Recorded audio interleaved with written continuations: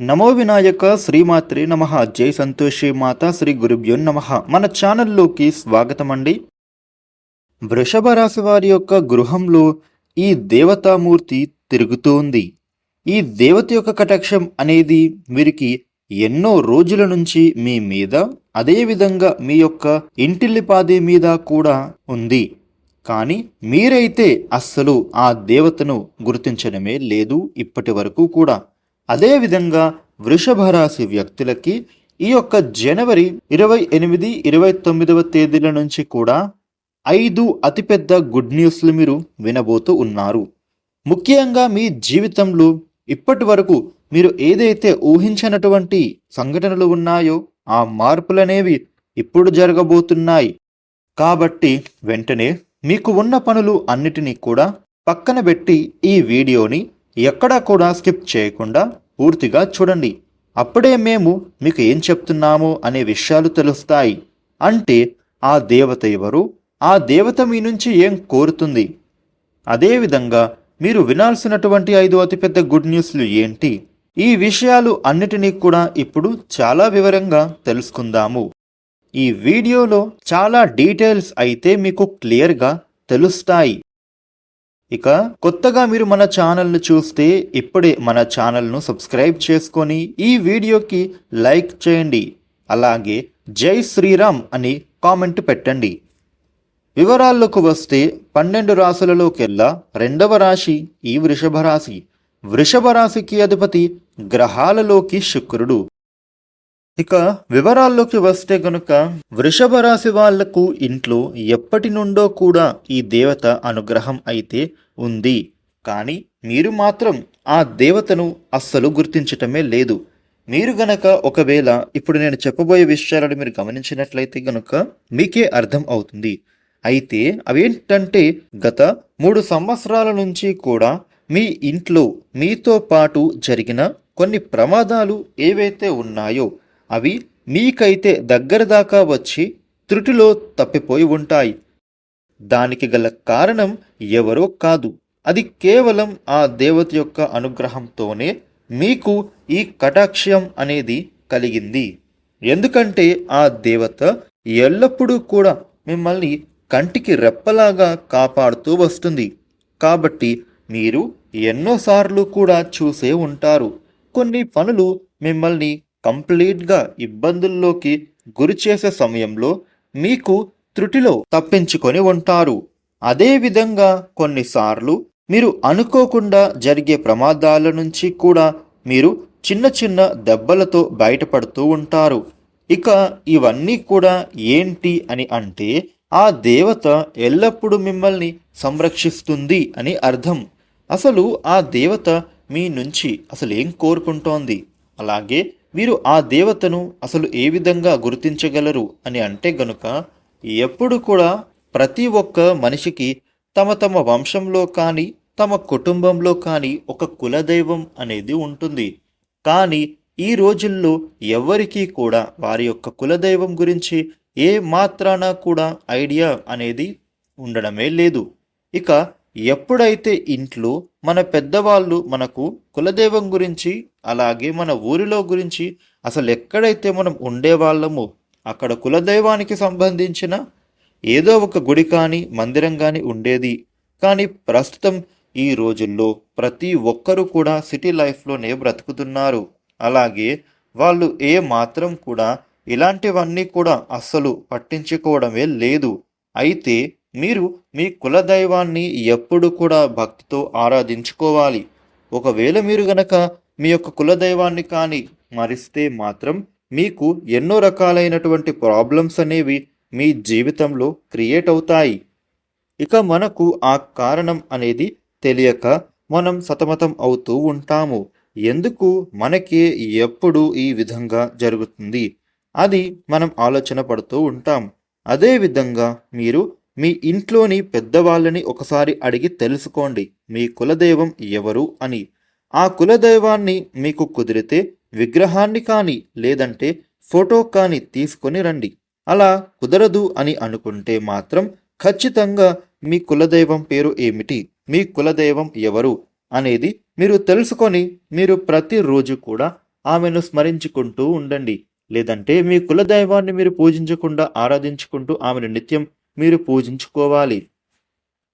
ఈ విధంగా మీరు చేస్తే గనుక మీకు ఆ దేవత యొక్క కటాక్షం అనేది మరింతగా పెరుగుతుంది. అలాగే మీరు ఇక్కడ చేయాల్సిన మరొక పని ఏమిటంటే ఖచ్చితంగా మీరు మీ కులదైవం గురించి తెలుసుకోవాలి. ఒక మంచి రోజు చూసుకొని మీ పెద్దవాళ్లతో మాట్లాడుకుని మీరు మీ ఇంట్లో మీ కులదైవాన్ని ప్రతిష్ఠించుకోవాలి. అయితే ప్రస్తుతం మీరు ఎంత పెద్ద సిటీస్లో ఉన్నా సరే, ఏ దేశంలో మీరు ఉన్నా కానీ దైవం ముందు అవి ఏమీ కూడా పనికే రావు. ఇక మనకు ఏది కూడా ఆ దైవం యొక్క అనుగ్రహం అనేది లేనిదే ఏమీ కూడా మనం పొందనేలేము. కాబట్టి ఈ యొక్క వృషభ రాశి వారు ఆ దైవానికి సంబంధించిన ఎటువంటి పని అయినా సరే నెగ్లెక్ట్ చేయడం మీకు అస్సలు మంచిది కాదు అనే చెప్పొచ్చు. కాబట్టి మీ కులదైవం గురించి మీ పెద్దవాళ్ళని మీరు అడిగి ఖచ్చితంగా తెలుసుకునే ప్రయత్నం అయితే చేయండి. అలాగే మీ కులదైవాన్ని మీరు ఏ విధంగా ఆరాధించుకోవాలో, ఏ విధంగా మీరు పూజ చేసుకోవాలో మీరు తెలుసుకొని తప్పకుండా మీ ఇంట్లో కులదైవాన్ని మాత్రం స్థాపించుకోండి. అయితే మీరు ఫస్ట్ చేయాల్సిన పని ఏమిటంటే మీరు ఏదైతే ఎక్కువ శాతం ప్రక్క వాళ్ళని ఎక్కువగా నమ్ముతూ ఉంటారు ఆ పని మీరు వెంటనే వదిలేయాలి. ఎందుకంటే గనుక ఎప్పుడు కూడా మీరు ప్రక్క వాళ్ళని గుడ్డిగా నమ్మేస్తూ ఉంటారు. అదేవిధంగా ప్రతి ఒక్క పనిని కూడా ప్రతి ఒక్క విషయాన్ని కూడా అంతా ఓపెన్గా చెప్పేస్తూ ఉంటారు.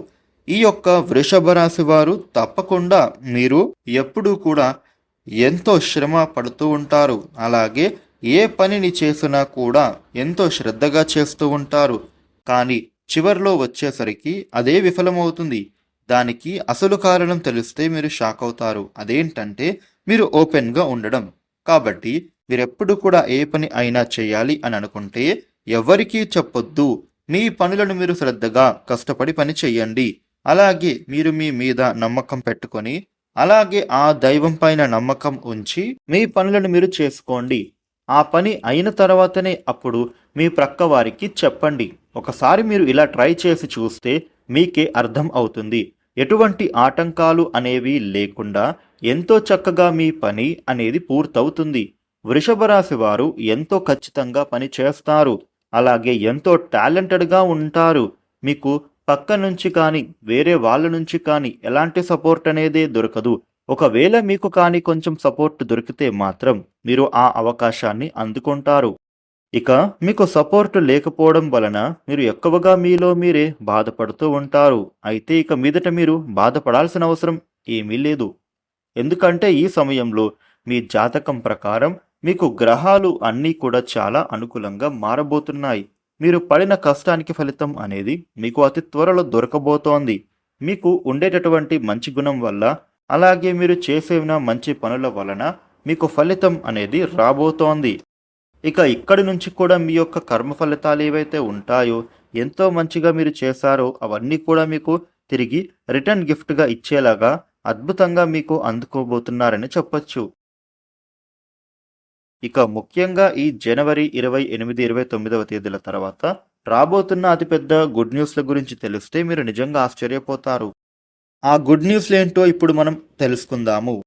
ఎవరైతే వివాహానికి సంబంధించిన సంబంధాల కోసం ఎప్పటి నుంచో ఎదురు చూస్తున్నారో అటువంటి వారికి అనుకోకుండా మంచి పెళ్లి సంబంధం అయితే కుదురుతుంది. చక్కగా మీకు వివాహం జరుగుతుంది. మీ దాంపత్య జీవితం అన్యోన్యంగా ఉంటుంది. ఉద్యోగం కోసం ఎవరైతే ఎంతో కాలంగా ఎదురు చూస్తున్నారో వాళ్ళకి ఈ సమయంలో మంచి సంస్థలలో మంచి స్థాయిలో ఉద్యోగం లభించబోతోంది. ఇక స్టూడెంట్స్ ఎవరైతే ఉన్నారో ఎంతో కష్టపడి చదువుకుంటున్నారో ఎగ్జామ్స్ అనేవి రాశారో అలాగే విదేశాలలో స్టడీస్ కోసం అప్రోచ్ అయ్యారో ఈ సమయంలో మీ కోరిక అనేది నెరవేరబోతోంది. ఇక మీరు ఏదైనా ప్రాపర్టీ కానీ ఇల్లు కానీ వాహనం కానీ కొనాలి అని అనుకుంటే గనుక అవన్నీ కూడా మీకు తీరిపోయేటటువంటి సమయం వచ్చేసింది. ఖచ్చితంగా మీరు ఇవన్నీ కూడా ఇప్పుడు కొనుగోలు చేసుకుంటారు. ఇక మీ హెల్త్కు సంబంధించినటువంటి కొన్ని విషయాలలో మాత్రం మీరు జాగ్రత్తగా ఉండాలి. ఇక్కడి నుంచి మీ హెల్త్ అప్ అండ్ డౌన్గా ఉండబోతోంది. అంటే మీరు పెద్దగా గాబరా పడాల్సిన పనేమీ లేదు.